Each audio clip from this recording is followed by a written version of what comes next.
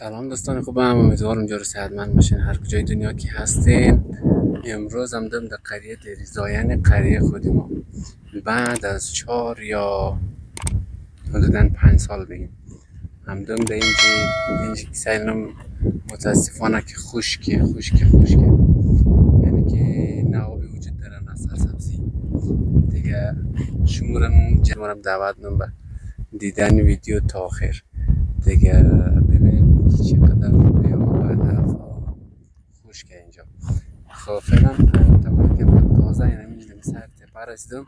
پیش از این تپه کست خانه باید باز این قریه دریزای دیگه، یعنی از پایین و بالا میشه بالای دریزا دیگه. ما که سر تپه هم پیش تپه خانه ما هنوز من در خانم نرسیدم دیگه. میتونم رو باش ببینم که بعد از 4 سال یا 4-5 سال خانه در چی سر وضع. خانم که است خانه سابق کم تغییرات آمده. از جمله تغییرات یگانه کلینیک اینجا اضافه شده پیش مسجد ما. ساختمان هم نیست، کانتینر. خب اینی میشه دیگه قریه دریزا.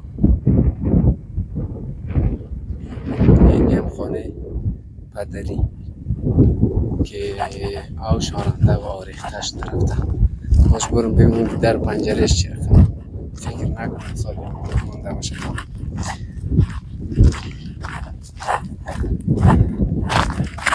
بعد از 4 سال واقعا چقدر نیاز به کاگلی نداره این خانه.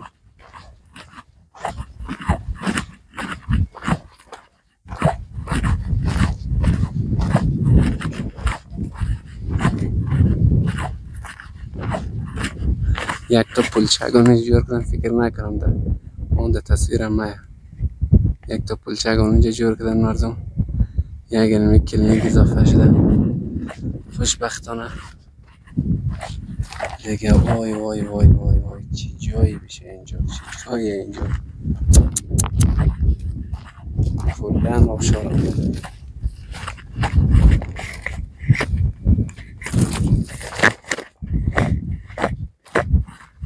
به به.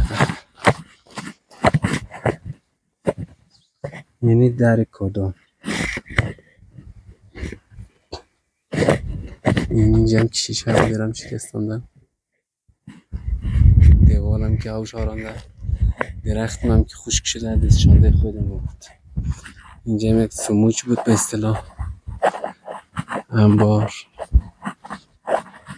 چقدر تغییرات آمده. اینجا کاملا آوش آرانده. تو چه پهنش در و درازه کج کنش دینیم صوفک چپه شده. یم چای او متاسفانه چیز در ازش نمونده. درختی نمه خوش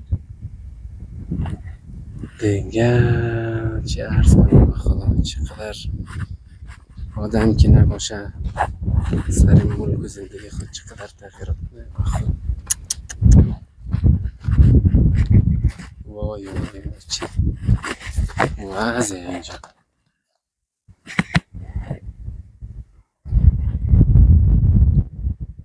تو زندگی وضعیت قرار داره. چی وضعی شده اینجا. خیلی کود تبدیل به کوی شده.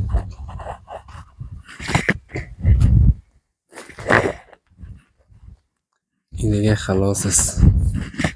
از تو فکولش چپش درفته. این دوتا به قول معروف گنبزیه. اونا هنوز سالم مونده خوشبختی. دیگه این دیار خوشی مارد که دیار متکی به باریش برف. اگر برف بود آو داره، اگر برف نبود هیچی نداره.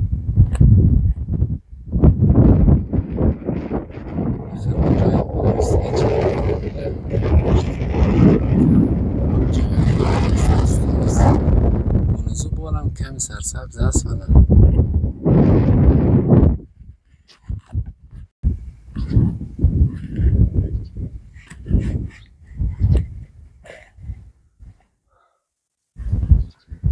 ویرانه. 1 سال 2 سال 3 سال مهاجرت تبدیل به چه ویرانه ای کرده.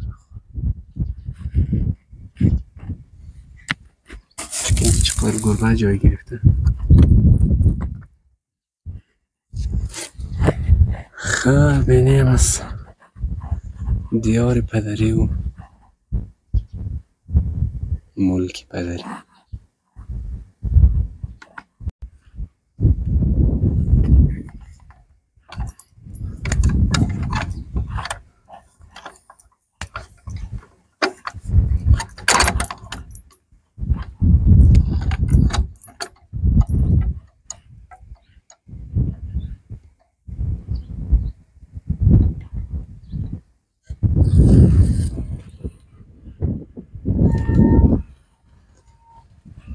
یا خدا چی وضعی اینجا.